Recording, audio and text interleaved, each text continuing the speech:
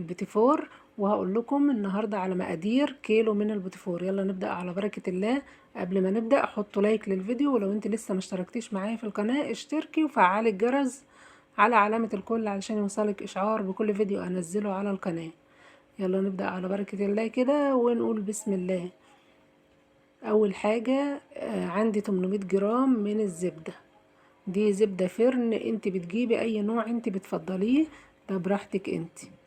دي زبدة فرن جايبة منها 800 جرام، والمفروض بنطلعها من بره التلاجة من قبلها بيوم او 2 علشان تلحق انها تفك معايا وتبقى بحرارة الغرفة علشان ما تكتلش معايا في المضرب.